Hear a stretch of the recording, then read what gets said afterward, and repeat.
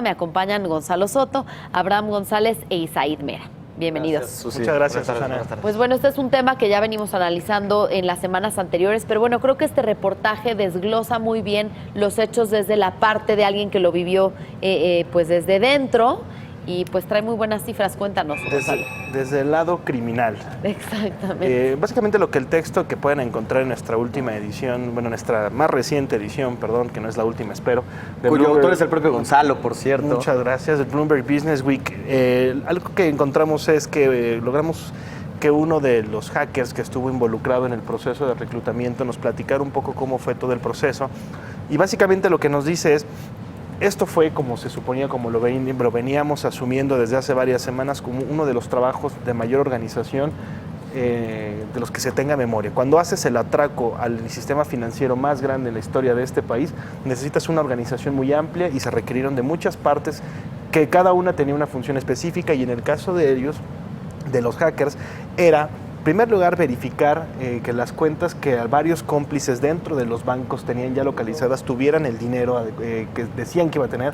Posteriormente meterse a las conexiones, a las fallas que se encontraron en las conexiones bancarias al SPEI, extraer los recursos y después pulverizarlos o partirlos en cuentas más pequeñas para entregárselos a otras personas, a algunos cuentavientes reales, para que realizaran los retiros en ventanilla. Aquí una de las cosas que más llama la atención es lo siguiente: se les prometía bastante dinero. De hecho, decía, ¿no?, que después de este trabajo no iba a tener necesidad de trabajar, y así fue como lo titulamos. Como también. La Casa de Papel. Más o menos por ahí va. Y además... Chao, Bella, chao. Exactamente. Y el asunto aquí también es que vaya, siempre se necesita alguien que esté allá dentro de las instituciones financieras para poder identificar estas cuentas, para poder extraerlas. Nos compartió algunos documentos y algunas imágenes este hacker para poder observar, por ejemplo, ahí una cuenta bancaria. Esto es un pantallazo bancario de alguien que desde adentro les dijo: esta es una cuenta que deben de atacar. Vaya, nunca, o sea, nada fue al azar, no era vamos a ver qué cuentas agarramos, tenemos estas cuentas y las vamos a extraer los recursos de ahí, y de cómo fueron siguiendo a estas personas para poder comprobar la extracción de estos dinero, de estos recursos, que al final pues le generó un hueco y un hoyo de 300 millones de pesos, nada más el botín. Claro, a mí hay algo que me llama la atención acerca de lo que decía, comentaba Gonzalo, acerca de que siempre hay un infiltrado, digamos, ¿no? O sea, personas que están adentro de los bancos que participan de este atraco, y me parece que es, digamos, hasta cierto punto llega a indignar que los bancos insistan en que ninguna persona de adentro de los bancos tuvo una participación, porque el propio este hacker está relatando, y no solo eso, te cuenta en la historia cuáles son los tipos de paquetes que tú le puedes comprar a un cajero de un banco que tiene acceso a esta información. Él menciona además, los cajeros ganan 7,000 pesos al mes. Si alguien llega y te ofrece pues un dinero extra para completar tu quincena, ¿cuántos son? Un poco más de 2 salarios mínimos, y si alguien llega te ofrece un dinero extra, pues probablemente no lo nieguen cuando tienen que pagar cuentas, cuando tienen que pagar muchas otras cosas. Y entonces no los justifico, por supuesto, porque es una acción ilegal. Claro. Sin embargo, bueno, pues creo que en todo caso los bancos deberían tener mayores controles con las personas que trabajan ahí, y en todo caso, y eso es algo que pasa no solo en los gobiernos, sino en muchas empresas, aumentar los sueldos precisamente para que esas personas sean incorruptibles. Es impresionante porque menciona, bueno, por 20,000, 50,000 pesos tú puedes obtener paquetes de cientos de tarjetas, de información de cientos de tarjetas, y depende de cuántas quieras tú, pues eso es lo que te cobran, ¿no? Incluso si quieres de una sola tarjeta, 500, 800 pesos, cómprame un vuelo, cómprame esto. Vaya, los cajeros... Imagínate que por 500 pesos, por 1,000 pesos pueden arriesgar este tipo de... bueno, se pueden prestar a este tipo de robos que, como ya lo dice Gonzalo, es el mayor atraco cibernético, digamos, de la historia, ¿no?, del país, y pues creo que hay responsabilidad de los bancos que no ha sido admitida. Y es muy interesante cómo lo retrata o lo relata el texto. Aumentos de sueldos y banqueros me parece que no son palabras que vayan muy de la mano.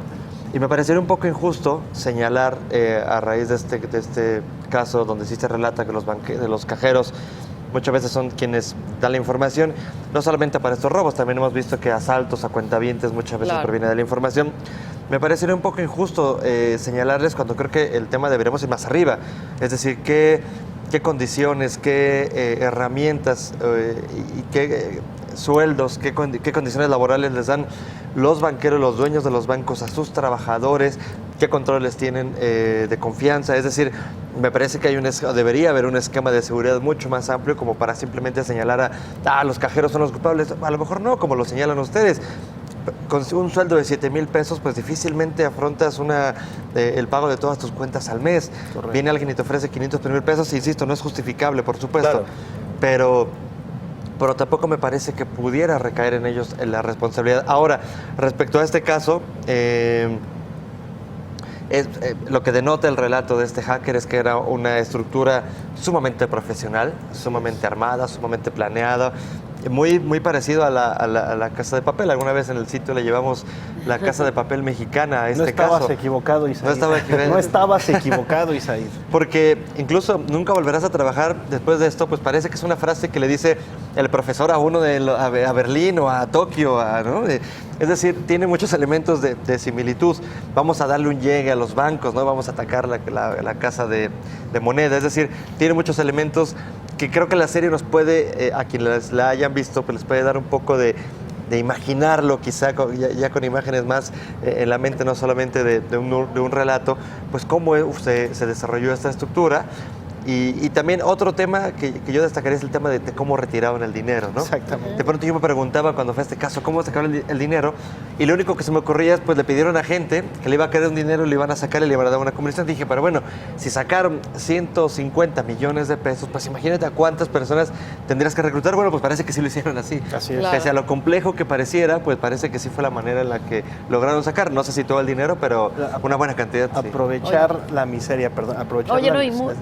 Es que muy interesante cómo encontraron también a esta persona para hacer el reportaje, que eso creo que tiene mucho mérito. A través de los propios delincuentes. Bueno, digamos, la red te vas involucrando un poquito y te va llevando una persona que al final ella quiso hablar. Estaba nerviosa, como decimos en el texto. Es una persona que estaba bastante temerosa porque obviamente empieza a leer que las autoridades ya tenían identificadas algunas cuentas, que iban a ver si procedían en contra de alguna de ellas. Pues ella al final simplemente accedió a sacar una lana porque dijo, pues es dinero gratis, aparte se lo propone uno de sus proveedores. Ella como comerciante llega un proveedor y le dice, oye, ayúdame a sacar una lana y te voy a dar 20,000 pesos. Al final le da mucho menos de eso.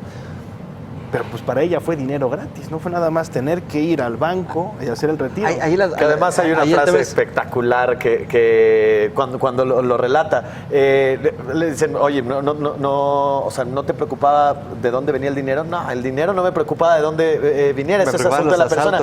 Pero ya ves cómo andan los asaltos, ¿no? Voy a sacar 70,000 pesos, ya ves cómo andan los asaltos. Es increíble, creo, el relato que hace la nota. Es aprovechar un poco la necesidad, la ignorancia de muchas personas en materia financiera.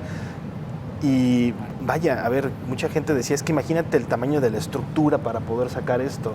Bueno, imagínate el tamaño de la necesidad que hay o de qué tan fácil es o qué tanto representa 20,000 pesos que tomas ese riesgo, ¿no? Te la juegas con tal de tener esa... Y ahora, al inicio señalábamos, y bueno, en el texto también está hablando de los cajeros y de cómo los cajeros pueden vender la información, pero eso no elimina la posibilidad de que haya gente mucho más arriba involucrada en estos eso tipo de fraudes, en este tipo de acciones, ¿no? Creo que sí, como decía Isaíd, sería injusto señalar cuando probablemente haya gente mucho más... o sea, incluso sabían, por ejemplo, que entre las cuentas que iban a atacar, gente que había fallecido y que tenía mucho dinero en el banco. Pues bueno, eso no sé si un cajero lo pueda tener acceso a esa información. Yo creo que me suena a que no. Tendría que ser alguien más arriba que pueda tener acceso a ese tipo de información para filtrarlo. ¿De qué tan grande es este equipo que hizo este fraude, este hackeo, este fraude? Pues esa es la gran pregunta, porque de pronto uno empieza a hacer cuentas y se va haciendo un equipo cada vez más y más grande de personas alrededor. O sea, el proveedor de una tienda de abarrotes estaba involucrado. O sea, imagínate qué tan grande puede ser Sí, que también organizado, por supuesto, una red de contactos grande.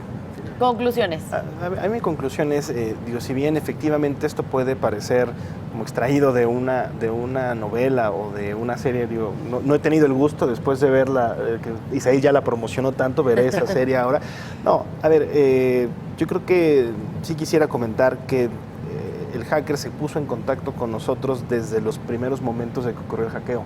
Nos cuenta su relato y pues, se nos parecía difícil de creer. Sin embargo, conforme fuimos observando y viendo que todo lo que nos contó en un inicio iba convirtiéndose en realidad, los montos, la manera en la que extrajeron, la vulnerabilidad cibernética que encontraron, nos dimos cuenta que era importante pues, plasmarlo y teníamos que relatar, digamos, esa versión, ¿no?, del otro lado de lo que no se vio. Claro. La narración es muy buena, una nota de Gonzalo, así que leanla, compren Y ya la les revista, leo. es muy buena. Muy bien. Yo creo que el texto es muy valioso porque aporta justo esta parte, el otro lado. Me parece que aporta muchísimo a esta historia, quien le haya dado seguimiento, quien nos esté viendo, que le haya interesado esta historia. Y por último, pues ojalá esto no le dé ideas a los políticos, porque pues de por sí desaparecen miles de millones de pesos, pues ahora a Ni través lo de digas. estos sistemas, Ni ojalá lo no digas. les den ideas. Bien, pero un reportaje muy interesante que pueden encontrar en la revista Bloomberg Business Week México de esta semana. Y ahora nos vamos a otro